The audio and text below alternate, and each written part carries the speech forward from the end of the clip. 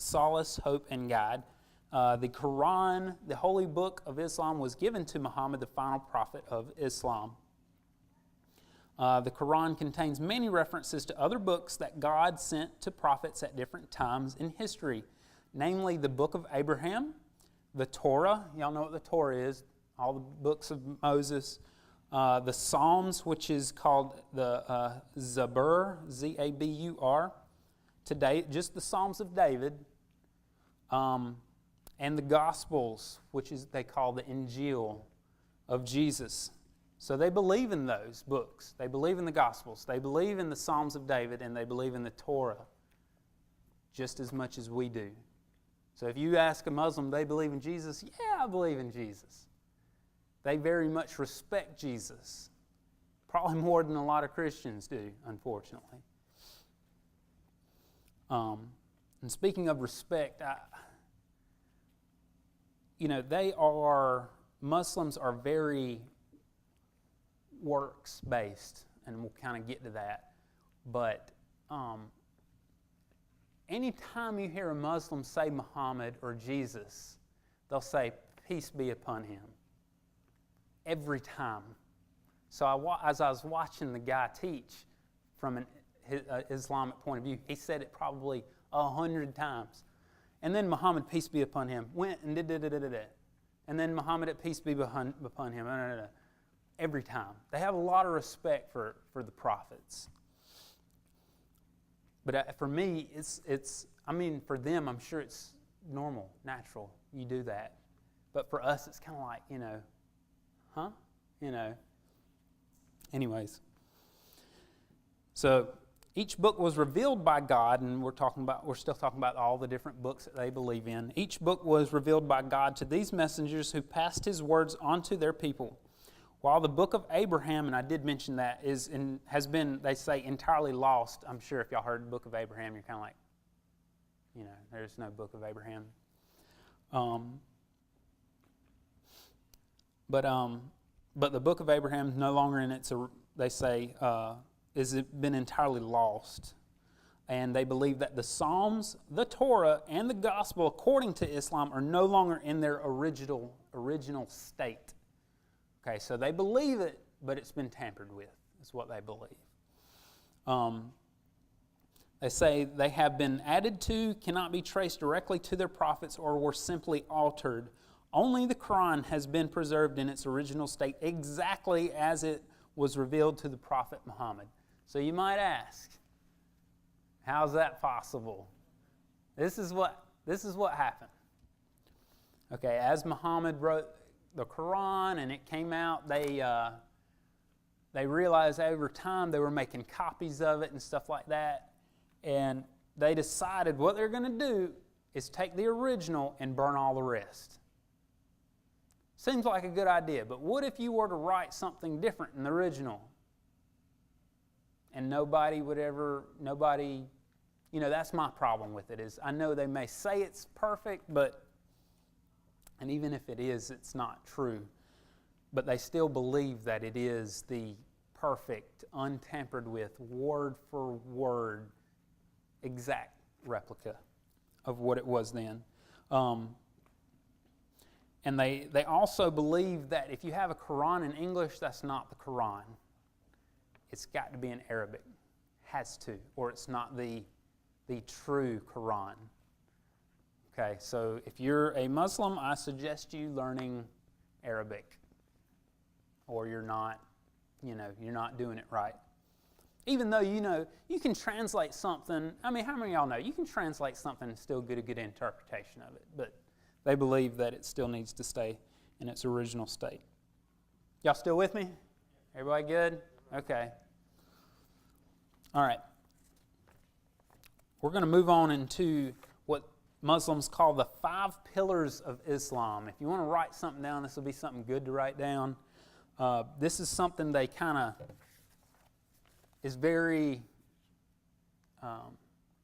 important for them, something that, if you talk to any Muslim, they are going to know these 5 pillars. Okay, number 1, and you might have to kind of write a summary of this, but Number one is faith or belief in the oneness of Allah and the finality of the prophethood of Muhammad. So they believe in just the oneness. And that, like I said, they really drive this.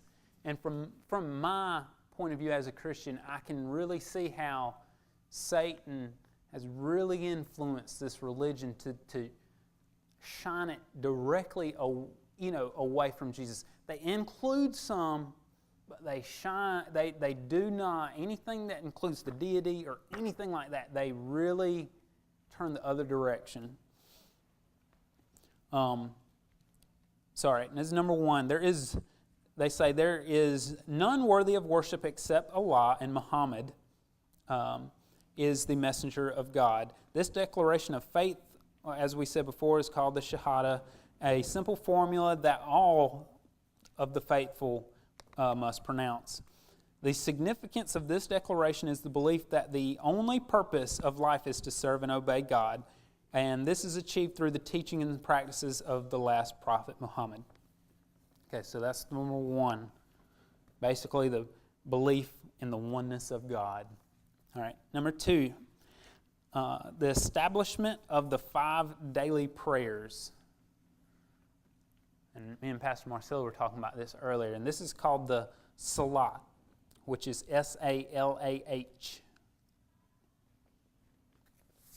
And I'm sure y'all have seen videos or have seen, Muslims go through the ritual of doing their prayers and stuff like that.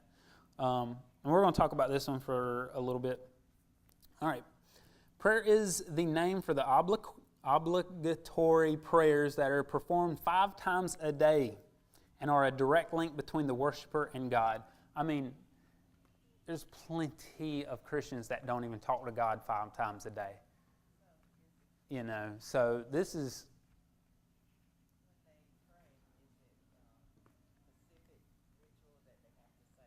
There's most of it is, and I actually read the translations of what they say, and it's actually really pretty good stuff. It's not just like, it is ritualistic where they do say the same things and that sort of thing, but they're saying they're praising God, and it's pretty good words, that they say. It's not just, it's way better than what Catholics do. I'll say that from their prayers, their ritualistic prayers.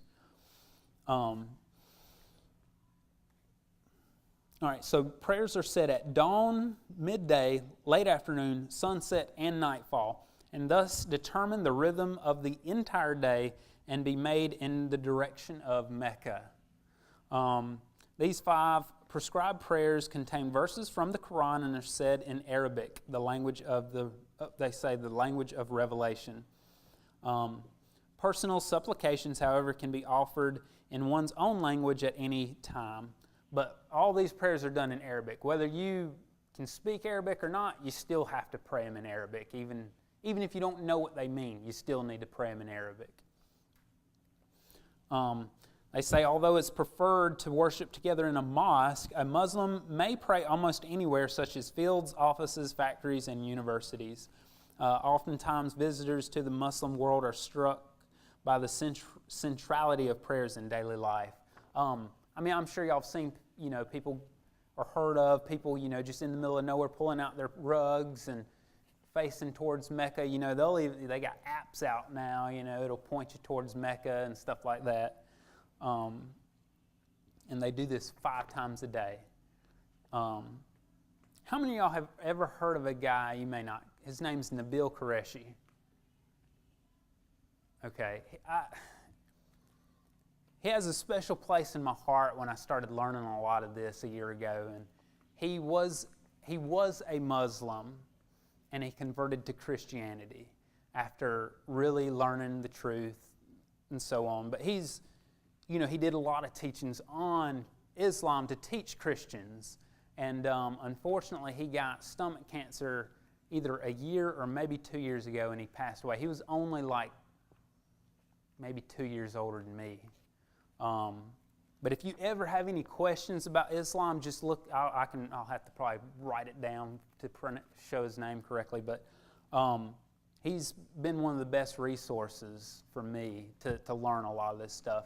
And I like to look at stuff from a Christian point of view sometimes to really kind of have it from our point of view. Anyways, sorry, sidetrack. Back to the prayers. And you having cleansed yourself by what they call wudu, you may proceed to perform the salat.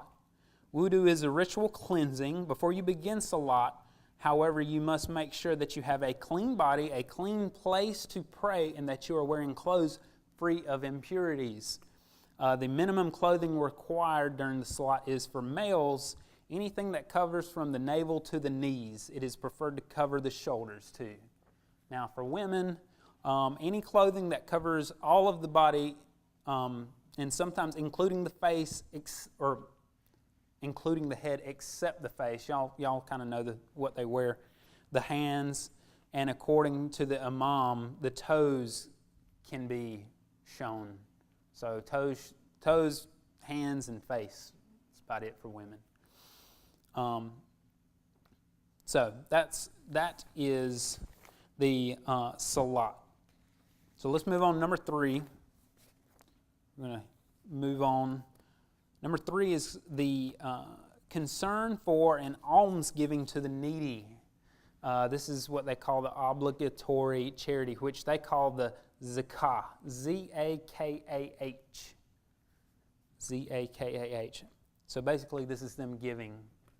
An important principle of Islam is that everything belongs to God, and that wealth is therefore held by human beings in trust. The word zakah means both purification and growth. Our possessions are purified by setting aside a proportion for those in need and for our society in general.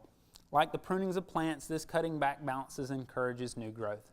And in this, they can kind of give it to wherever. If somebody's in need, they give it to them. If they want to give to this certain thing, they can give it to that certain thing. It's not kind of like a tithe for us where you just 10% you give to the church and then they kind of do wherever from there. They can kind of more dedicate where they want it to go. Now, each Muslim calculates his or her own obligatory charity individually. This involves the annual payment of 2.5% of one's capital. So you may think, oh, they do 2.5%. We do 10%. But they do this of their total, what they own.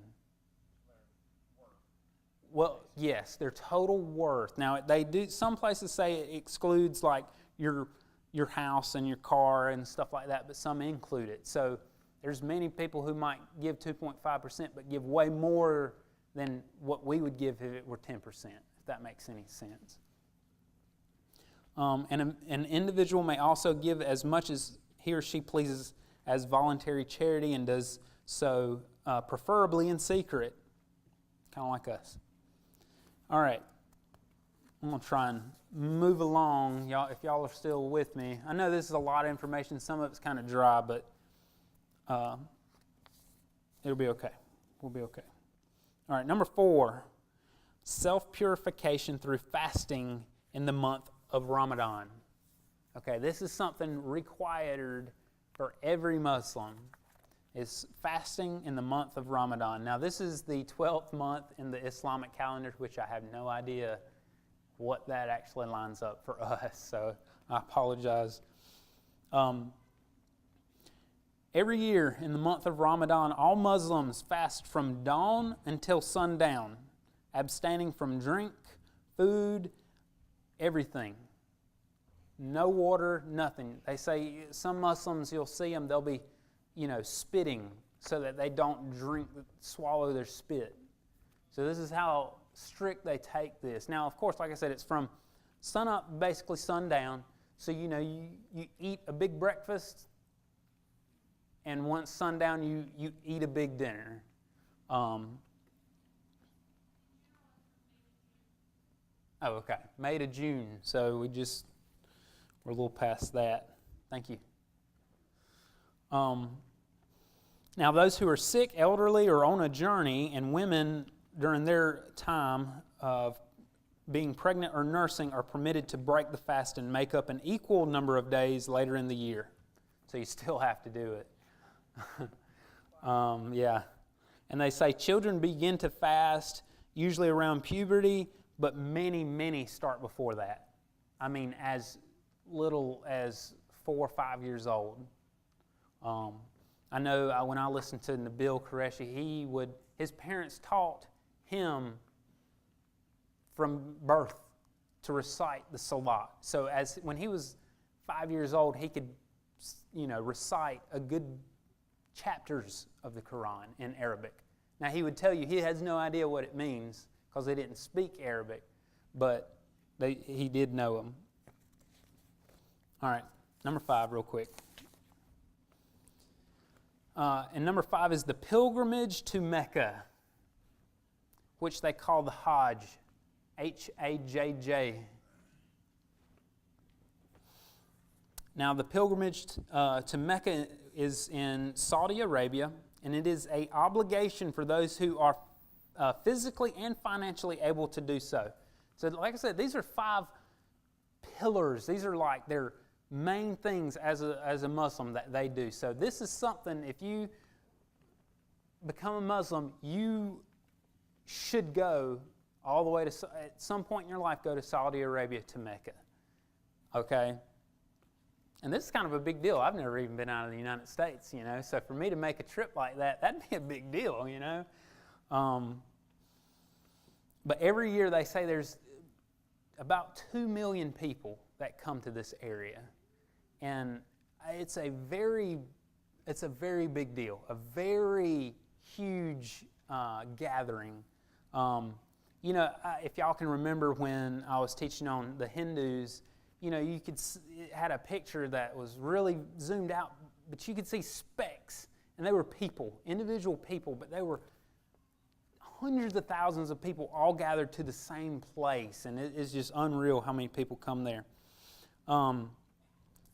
Now, the annual Hajj begins in the 12th month of the Islamic lunar year. Pilgrims wear special clothes, simple garments that strip away distinctions from class and culture so that all stand equal before God. If you've ever seen them, they got just the simple white robes, and most guys, they'll shave their heads and they'll leave their beards grown out. That's just kind of the typical thing of how they dress. Now, the rites of Hajj, which are, they say, Abrahamic origin, include going around the Kaaba 7 times. How many of y'all know what the Kaaba is? Do what? It's a building that's like in the shape of a square, basically.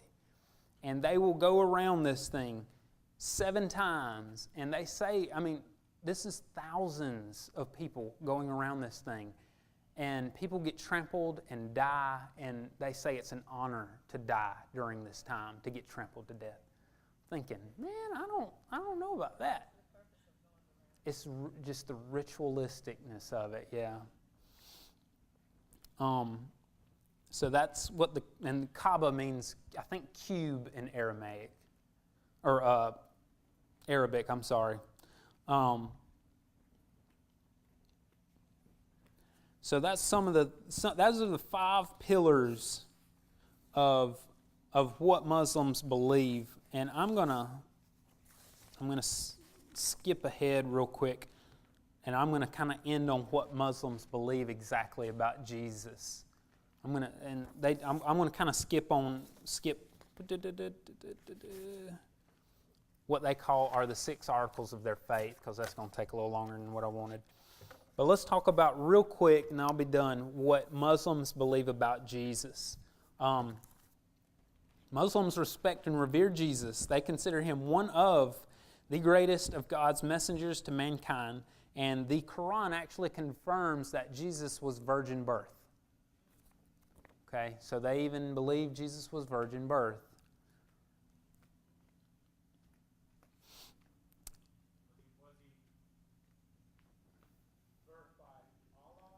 Well, I was going to kind of get to that next. And they say that Jesus was miraculously by the command of God, the same command that had brought Adam into being with neither a father or mother, is what they believe.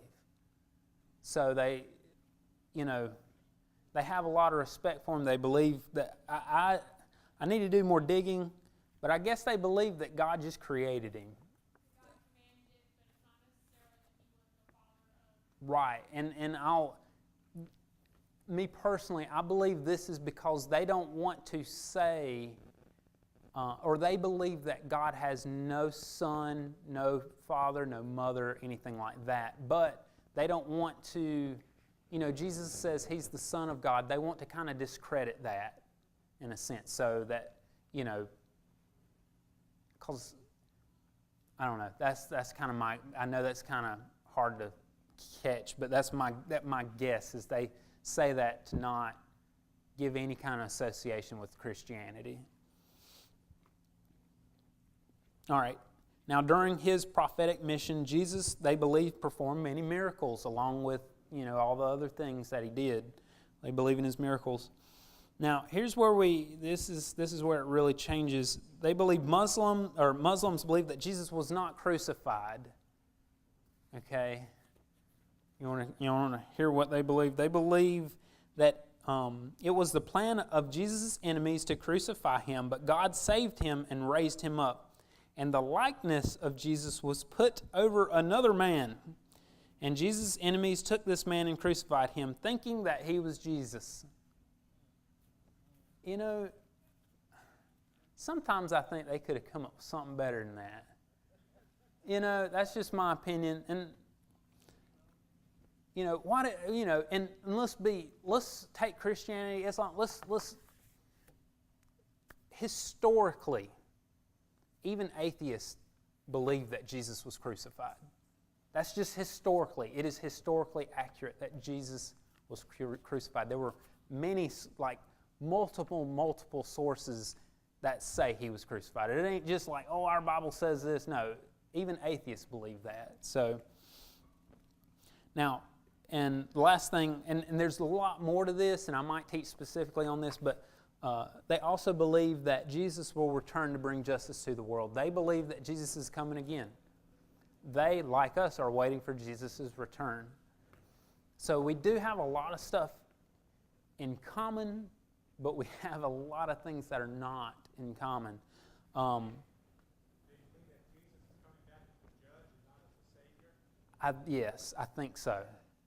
Because they acknowledge Him as a great prophet. Right. The return of a great prophet. Mm-hmm. I don't know exactly what they believe He's going to do or his role in that. One other thing real quick while I'm thinking about it, I didn't include it, is on, I did say, you just have to say the Salat to become a Muslim, or the Shahada, I'm sorry, to become a Muslim, but that does not guarantee salvation. That just, you become a Muslim for doing that. And this is how you get to heaven, okay? Is ultimately your good deeds have to outweigh your bad deeds. So, but the way it works is that any wrong you had ever done to someone, don't quote me on this, but they get to basically decide on how much of your good deeds are taken off. So once all of that is said and done, then you're put on the scales of good and bad. Okay? Now, one thing I really like to stress anytime I talk about this, and I always end up here because this is what separates us, is we can be assured of our salvation. I can tell you right now, when I die, I am going to heaven, and I can tell you 100% sure that. No one else can say that. They're not sure whether or not they're going to heaven. Now, I will say this. They do believe that if you basically give your life in an act, you strap a bomb to yourself and do it for their cause, that you're guaranteed to heaven. That is the one, well, there's another thing, but it's into Muhammad's background. We'll get into that later. But ultimately, most people, they're not assured of their salvation. They don't know. You know, and that's the good thing. I'm not up late at night going, you know, God, I just don't know if I've done enough. I don't know if my works are good enough. I don't know if my actions are good enough. I don't know if my sin is going to be greater than my works. You know, we don't have to worry about that. We just accept Jesus and live like He wants us to live. And it's just simple as that.